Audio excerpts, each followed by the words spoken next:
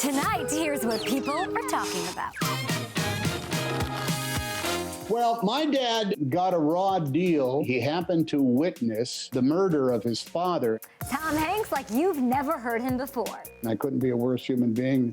Then an AGT shocker, an appearance by Meghan Markle. Hi, Archie. I just wanted to let you know that we've been so moved by your story. Howie's connection to the Duchess of Sussex. Everyone was like, man, she used to be... Then Queen Latifah says 11 Black Emmy winners was fine, but... This shouldn't be a one-year thing. Plus, my exclusive with Ayesha Curry. I'm gonna give you an event in your life, and you tell me the first food that pops to mind. Your wedding. People starts right now. Welcome to People. I'm Kay Adams. Nice shirt, kid. Thank you so much. I'm Lawrence K. Jackson. Last night's AGT finale had a surprise winner and no Simon. But we did get an appearance from the Duchess of Sussex, Meghan Markle, which had everybody talking. Jeremy has every detail you need to know. Archie, we are proud of you, and we are rooting for you, and we can't wait to see what you do. We're in your corner. Wearing a gold letter A necklace for baby Archie, Meghan sent a special message to contestant Archie Williams. Hi, Archie. I just wanted to let you know that we've been so moved by your story, and we have been cheering you on every week. And it's not just because we're partial to the name. Howie, did you make the call? Everyone was like, man, she used to be the briefcase model on Deal or No Deal. Meghan, open the case. He called her on the commercial break, and then she came right on. I actually called Chrissy Teigen, who was also a Deal or No Deal model, but she said she was busy tonight, so Meghan said okay. Unfortunately, Meghan wasn't Archie's good luck charm. He didn't win, but her appearance may bring attention to others like Archie who have been wrongly imprisoned. 59-year-old Williams was sent to prison in 1983 on rape charges. 36 years later, he was released after fingerprint evidence came back proving he was innocent. The fact that she was able to take a moment out of her busy schedule to just, you know, and it was amazing to hear that she's been following Archie. Frontrunner Christina Ray actually came in third place, followed by country duo Broken Roots, who performed with Blake Shelton. That left spoken word artist Brandon Leake as the winner. Brandon Leake! Do you happen to have any spoken word or poetry or anything off the cuff for this moment? To be honest, I'm more at a loss for words than I've ever been in my life. So Simon was a big fan of Brandon, and although he couldn't be there for his $1 million win, they spoke on the phone moments later. Did Simon say how he's doing? Is he feeling good? he told me he's healing up well, that he's doing better, should be back on his feet hopefully soon. And so yeah, he told me he's doing better. And we, of course, wish Simon a speedy recovery as well. One other finale to mention, my time interviewing the judges and Terry, we commemorated the end of our season 15 Zoom friendship with a selfie or groupie, which is what I am, and we will always have this time, and I love it. I love that. Yeah, thank you so much. Yeah, double peace signs from Heidi. Right? She was in on it. That means something. They're hyped. Now to Tyra Banks, who addresses her critics, Kris Jenner, on why keeping up with the Kardashians has to come to an end. And Tom Hanks like you've never seen him before. It's time for Things We're Talking About. My dad got a raw deal when he was a very young man because he happened to witness the murder of his father in a fight. Tom Hanks says the tragedy scarred his dad. He was broken by that experience. He had to go and testify as a kid 3 times. It ruined him. It robbed him of a carefree life. Tom opened up during a recent episode of In Depth with Graham Bensinger. It was a black mark of injustice and unfairness that landed squarely on his very young shoulders. It wasn't right, and he saw it. It was kind of sudden. The whole family felt it was just time. It just sort of came to us, and we thought, 20 seasons, 14 years, hundreds of episodes, and lots of spin-offs. Kris Jenner spoke to her close friend Ellen about the decision to end Keeping Up with the Kardashians. I think Khloe was probably the one who was the saddest about it all. And actually, after we told the crew and everybody had gone home, Khloe stayed there with the crew for hours reminiscing about old times. Kris also addressed rumors that she's joining the Real Housewives of Beverly Hills. But I'm going to say you're not going to do that. No. You're absolutely right. You know me very well. They do not need a Kris Jenner on that show. They are doing just fine. The couples who survived elimination. It wasn't perfect. Yeah, I had a lot of fun, but I messed up. I said the wrong words. Tyra Banks is hitting back at the haters. Tell the haters, what? I don't know your name, what? She's faced ongoing criticism for her performance as the new host of Dancing with the Stars, replacing the beloved Tom Bergeron. We are back, and the couples who survive elimination will compete next Monday. That's right. Okay, you guys, this is Tuesday. We are back on our regular nights next Monday. She compared her situation to that of contestant Sky Jackson, who took a misstep during Tuesday night's Samba. The message is, I messed up this week, Sky messed up this week, but we're gonna keep on going and going, all right? Kentucky native George Clooney is, quote, ashamed that no police officers were charged in the death of Breonna Taylor. He also slammed comments made by the state's Attorney General, Daniel Cameron. There will be celebrities, influencers, and activists who, having never lived in Kentucky, will try to tell us how to feel, suggesting they understand the facts of this case and that they know our community and the Commonwealth better than we do. But they don't. In a statement obtained by People, Clooney says, I was born and raised in Kentucky. The justice system I was raised to believe in holds people responsible for their actions. Her name was Breonna Taylor, and she was shot to death in her bed by 3 white police officers who will not be charged with any crime for her death. I know the community. I know the Commonwealth. And I was taught in the schools and churches of Kentucky what is right and what is wrong. I'm ashamed of this decision.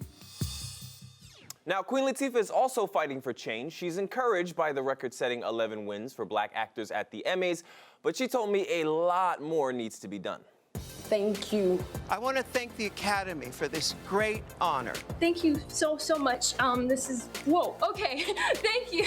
One thing that actually had a little bit more color than I expected, I don't know what you expected, the Emmys. Was this something that surprised you? Ask me this next year, ask me this the year after, and I'll tell you whether it made a difference. You know, this shouldn't be a one-year thing, and too often it is a one-year thing, you know.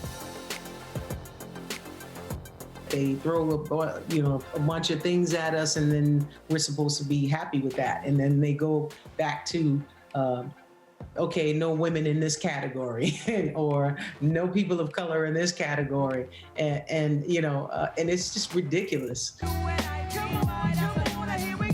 A longtime advocate for unity, Latifah, who has been quarantining in LA, is now using her voice in the fight against the coronavirus. Hey America, it's your girl Queen Latifah. On Saturday, she'll host Act for Impact virtual fundraiser on Facebook for the American Lung Association's COVID-19 Action Initiative, aimed at Black and Latino communities that have been disproportionately impacted by the pandemic. These are the people that are bringing food to your house, that are at your grocery stores. And so we're getting hit harder, you know what I mean? And I say we because I'm a Black woman and I didn't come from money, you know? So I worked at Burger King. I would have been working at Burger King right now if I was a 15-year-old Queen Latifah. Has anyone close to you been diagnosed with it? Yes, I've lost a family member to it. I have had several family members diagnosed with it. You know, to hear my cousin describe it to me was terrifying, you know, the way she felt, how sick she felt, and how she felt like she'd been hit by a ton of bricks, you know. This was no normal flu. Now, Latifah also told me she herself has been COVID tested several times and is thankfully free and clear of the virus. Coming up, a true crime story ripped from the headlines. It has been 50 years since Jeffrey MacDonald was convicted of killing his wife and his 2 daughters. MacDonald, to this day, maintains his innocence. People has the jailhouse interview. Plus, our Ayesha Curry exclusive. Oh, I can't wait for that. She was so fun. But right now, Jeremy is back with tonight's Masked Star. That's right. But before the Masked Star, let's talk about last night's premiere of The Masked Singer, which is the guilty pleasure that's going to get me through the fall. First to go was Dragon. Robin Thicke and Nicole Scherzinger, both those judges guessed correctly. It was rapper Busta Rhymes. So that's where we start off the show. But now on to our Masked Star. It's going to be much more difficult to figure out. Here are the clues. Okay. She and her husband eloped. She was a soap star at one point, and she set a Guinness World Record by throwing the most custard pies in 1 minute. Don't say if you know, Kay. I think you might. The reveal later. Does it rhyme with schmelly, shripper? No, don't say it! If it does, then I also know it now. Now to tonight's story to make you smile more than I already am. How about this amazing Texas couple who've managed to survive cancer, chemo, and COVID? I kissed him on a dare, and that kiss has lasted 46 years. Janice and Robert Beecham's love story is one for the ages. He played high school basketball, she was a cheerleader. They married young, had children, grandchildren, and many serious health struggles. Every struggle we had, we came through the struggle. Janice had cancer 32 years ago, which came back last year. Robert had 2 strokes. Both happened around the time of their anniversary. And this year, he was hospitalized again, this time with COVID-19. She was standing in the doorway when I left, and she said, take your phone and your phone charger. And she says, and you come back home to me. He did, with the help of his doctor, just in time for their 46th anniversary in April. The secret, he says, is this. I let her win. No. That's why it works. I let her win. I just want to leave this message with you. Be careful who you kiss. We've already brought you tons of celebrity exclusives. I knew fans were going to go bananas. In the shallow. That's not Ellen DeGeneres. That's just not her. Do I have brain damage? Heartfelt stories that inspire and amaze. Where's the lemonade place? We know our relationship better than anyone. Yeah. This brave and beautiful little girl has so much to celebrate. Hair don't make the person makes the hair. Oh, if your heart's not warmed by that, you are not living. True crime that fascinates and informs. I am not the murderous person that they portrayed. We need to know what happened to our father. And you ain't seen nothing yet? We are just getting started. We will be here 5 days a week. Don't miss out. We are people. Either Jeffrey MacDonald slaughtered his family and then tried to hide that fact, Seasons don't feel or there were intruders imitating the Manson family. Absolutely bone-chilling. That is from the new FX documentary series, A Wilderness of Error. Jeffrey MacDonald is serving 3 life sentences for the 1970 murder of his wife Colette and his daughters Kimberly and Kristen. He has always declared that he is innocent. It's really hard to kind of wrap your head around this entire thing, but Jeremy's actually back with more details on the case. That's right, Kane Lawrence. This 5-part series is promising to shed new light on what was a heinous crime.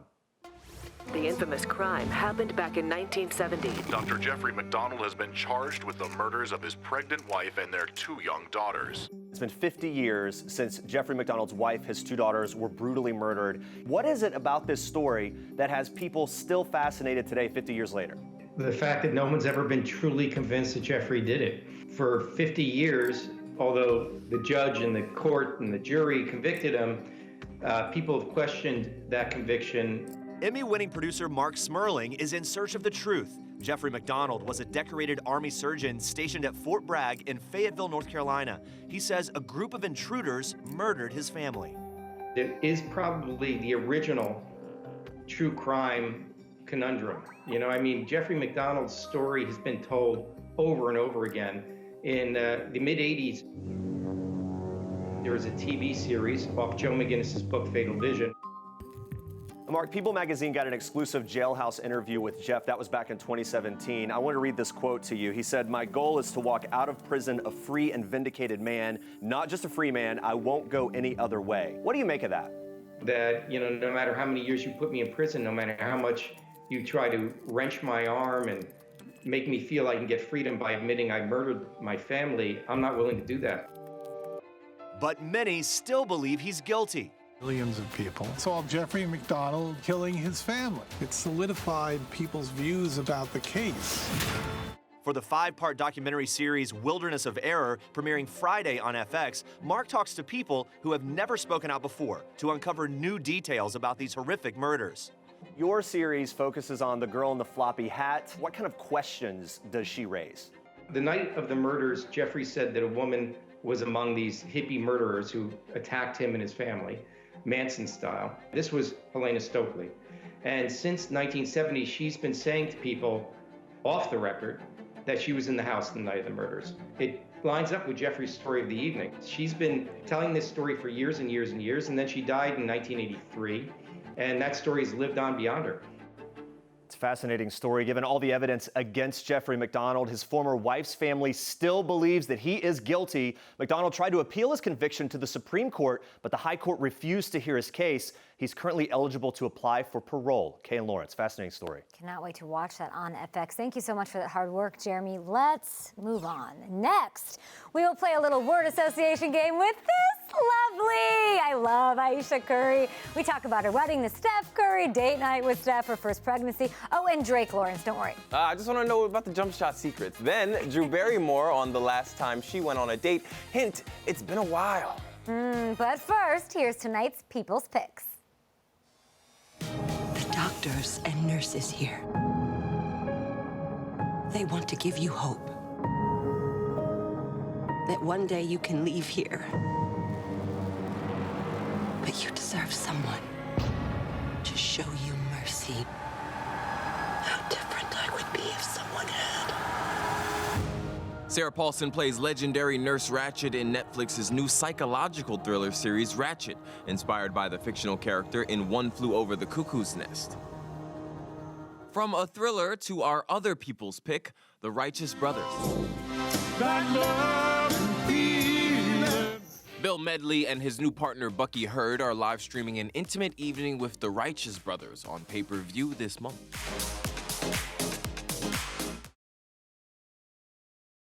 Been cooking with the salt, Chef Curry with the pop. Been cooking with the salt, Chef Curry with the pop. Been cooking with the salt, Chef Curry with the pop. Been cooking with the salt, Chef Curry with the pop. Love it. Ayesha and Steph Curry have been spending some quality quarantine time together in Toronto. She told me that they've been hanging out with family. They've been entertaining some famous friends as well at dinner. Did you cook for Drake, Ayesha? I did, yes. What did you make? We do all the time. Like that's our family. So we do all the time. I made like salmon, the sheet pan salmon from the book. That's just one of the delicious dishes from Ayesha's new cookbook, The Full Plate. And don't worry, you don't have to be a celebrity chef to whip up these recipes. I don't know how to cook. Do I have to know how to cook to use this book? No, not at all, not at all. And it was the same with the first cookbook too. We packed it with so much more flavor and fun, and the recipes are quicker and easier. Ayesha also says the recipes are influenced by nostalgic moments in her life. I'm gonna do a little food word association with you. I'm gonna give you an event in your life, and you tell me the first food that pops to mind, and we'll see if it is true. Your wedding. Chocolate cake. Okay. How about your first pregnancy? Oh, God. Lucky Charms. Say no more. Say no more. I like it. How about date night? Date night. Oh, in the book I have this delicious turmeric poached halibut with an orange beurre blanc. Quarantine. Let's do that one. Donuts. So, and the cocktails. Let's be honest. Let's be honest. Like, I've made a lot of cocktails in quarantine. Love them. Fun fact, Ayesha told me that Steph doesn't like chocolate. I mean, he had to have one flaw, right? Her cookbook, The Full Plate, is available now. Jeremy, I love chocolate, just so you know, but she has this halibut recipe that you just heard. I'm going to reel in these New York boys with these recipes. With the halibut, that's the key to the New York boys' hearts. Yes. Who knew? You know what I love more than chocolate? What? Playing games. It is time for our masked star reveal. Once again, here are the clues. Who is it? She and her husband eloped. She was a soap star at one point, and she set a Guinness World Record by throwing the most custard pies in 1 minute. Guesses, please. Who is it? I already told you I know who it is. Lawrence, you got it? It rhymed with Ripa. What did you say? Yes, okay. It's Schnelly Shrippa. Oh, Kelly Ripa. Kelly Ripa, guys, that's right. Circle gets the square. She flung 24 pies on the air at Wilmer Valderrama, so there you go. Well, that's still a fun fact I did not know. Jeremy, thank you so much. Coming up, Drew Barrymore doing something she hasn't done in 20 years. You've got one last thing with Drew next.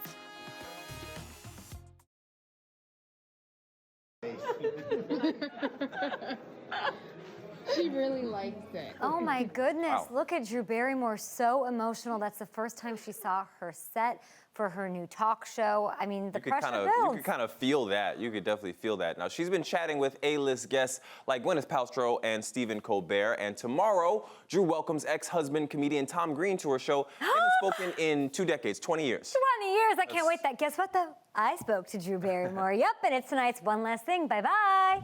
You, Drew Barrymore, when is the last time you slept in? Oh, God. Weeks and weeks and weeks and months ago. When is the last time you had a moment of pride? A moment of pride for me definitely came when I saw how Adam and Lucy and Cameron showed up. Please welcome my partners in crime and life, Lucy Liu and Cameron Diaz.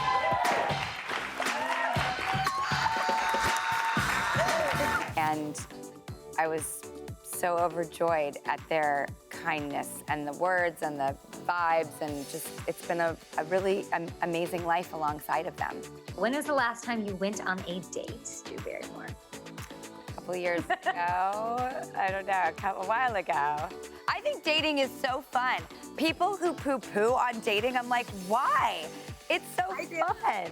The online dating thing, no? I tried the online dating thing. It did not go well for me. And all my friends were like, by the way, you're gonna crush. And they were so nice, and they over-boasted, and the whole thing under-delivered.